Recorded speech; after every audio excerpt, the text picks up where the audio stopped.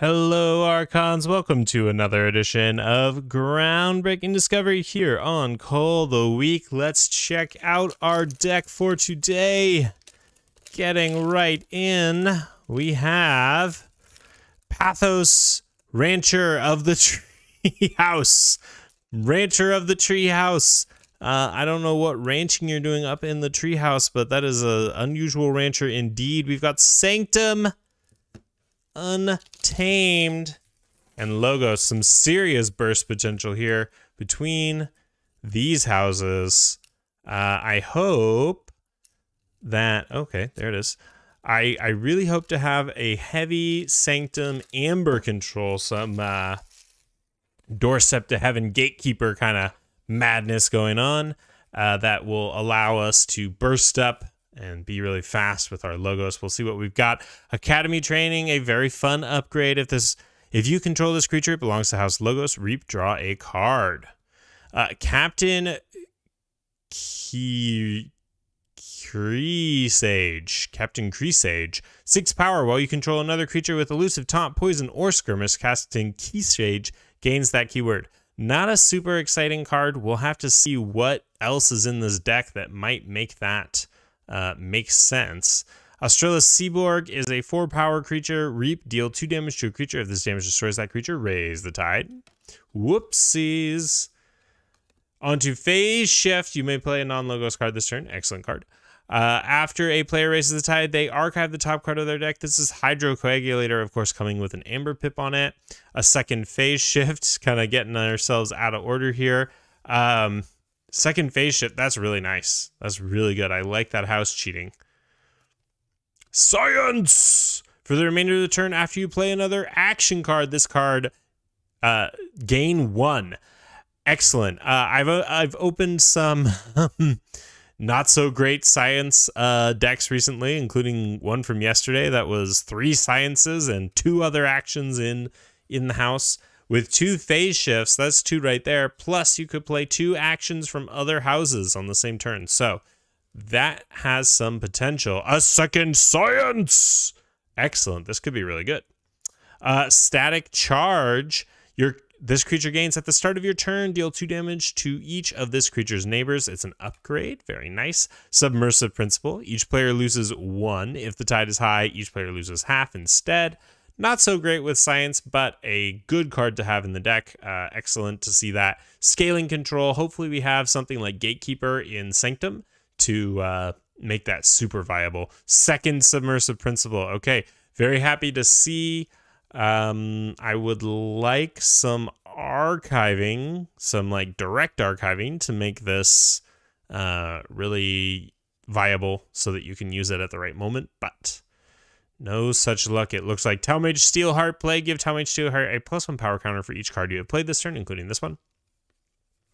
Onto Sanctum. Honor or Glory. Choose one. Deal 3 damage to each flank creature or 3 damage to each creature not on a flank. Hopefully we see a Cleansing Wave in here. Badge Magus. Deploy Fight Ready and fight with each of Badge Magus's neighbors one at a time. There it is. There's Cleansing Wave. So there's some serious burst potential between this one and the Honor or Glory. This Cleansing Wave, of course, healing 1 damage for each creature, and you get an Amber for each creature healed in that way. Grand Melee, destroy each creature that does not share a house with at least one of its neighbors. A second Grand Melee, not so great to have 2 of them. Obviously not useful at all at the same time. So, yeah. Heal or harm, excuse me. Choose one, fully heal a creature and gain 1, or ready and fight with a friendly creature. Really strong. Oh, geez, excuse me. Really strong with Badge Magus. Gonna let you use it on that turn. So far, we don't see a whole lot that is going to be great next to Badge Magus to ready and fight with. Maybe Croesus. But yeah, we'll have to see. Shifting Battlefield. Got an Amber Pip on it. Move a friendly creature anywhere in your battle line. That creature captures 1. Strange Ordination. Play only if the tide is high. 3 Amber Pips on it. A little bit of burst in there. Nice. Second Strange Ordination. Okay, very good. Taxing Journey. A friendly creature captures 1. Each of its neighbors that shares a house with it also captures 1. Wow. Okay, so some capturing and some big burst in here. Yuri and the Circumspect. 3 power, 1 armor. Gain Amber equal to Urian the Circumspect's armor. I think this one is basically going to be a Do Fairy, though, because there's no bonus armor things in here. I don't think that Untamed has anything that does that. So, second Urian. Wow. Okay, so 2 Do Fairies. That's pretty cool. Chonkers, Skirmisher. 1 power. After an enemy creature is destroyed, fighting Chonkers double the number of +1 power counters on Chonkers. And play, give Chonkers a +1 power counter. Hopefully we've got some stuff to do power counter stuff. Okay, Washed Away. This is a great card. Amber Pip on it. If the tide is high, destroy each artifact. Otherwise, raise the tide. Very strong card. Good to have that hard R. World Tree, return a creature from your discard pile to the top of your deck. This is usually for setting up your next turn, so that would be good with maybe Urian, maybe Badge Magus. Not a lot of creatures in Sanctum here. Not a lot of creatures at all. Yeah, not sure how good World Tree is here. Ambermancy, remove up to 3 +1 power counters from a creature. Gain 1 amber for each counter removed in this way. Good with Chonkers. Bumblebird, Alpha, play, give 2 +1 power counters to each creature, to each other friendly untamed creature. Excuse me. Chelonia, Elusive, you may play it after you play another creature. If the tide is high, gain 1. Second Chelonia. Okay, so some burst potential. Deepwater Gruin, even more. Play /reap. If the tide is low, your opponent gains 1. Got 2 Amber Pips on it. Flumph, Skirmish, give a beast creature 2 +1 power counters. So some big burst potential with Ambermancy and a number of power counter manipulation here. Another Flumph. Mollymock, even more artifact control. Play, destroy an artifact. And the Fittest, give each creature a +1 power counter. All right. So some reasonable burst in Untamed. No key cheat to close it out. Big burst in Sanctum too. I think we're going to see a lot of burst in this deck. Yeah. Okay, Amber control with Submersive Principle, but going to be hard to time. Yeah, crazy burst potential actually in this deck. With Science as well, and Cleansing Wave, and Honor or Glory. So some neat burst combos. Really wish this deck had a key cheat of some type, preferably Key Frog. But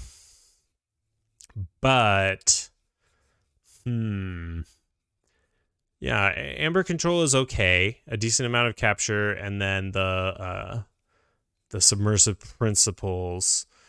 Let's see how the Amber Pips count up. 1, 2, 3, 4, 5, 6, 7, 8, 9, 10, 11, 12, 13, 14, 15. So 15, but that is definitely an undercount with Chelonia and how many creatures? 1, 2, 3, 4, 5, 6. Don't count that. 6. 6 untamed creatures in Chelonia. 2 Chelonia. So big burst potential there. 2 Science and 2 Phase Shift. Some decent potential for burst there as well. And 2 Strange Ordination. That, of course, is counted in the Amber Pip count. But then we also have 2 Urians, and we have Cleansing Wave and Honor or Glory. So quite a bit of potential for some big burst in this deck. If we look at creatures, we know we have 7 in Untamed, 8, 9, 10, 11, 12, 13. So most of those concentrated in Untamed. Not a huge number of creatures. I don't think you have to reap too much in this deck because of all the different ways of gaining Amber from your hand, but that's still not very many creatures, especially considering that I don't think we have a lot of board control. We have a few Skirmishers here with Flumph. We do have Hard R, which is good to see.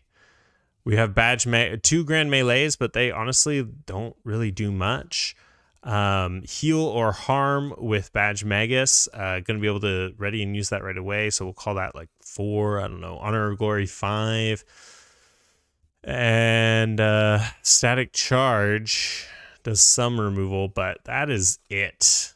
That is it. So yeah, board control is definitely going to be an issue here. You have to race ahead and hope to win before your opponent can just take over the board and keep you off.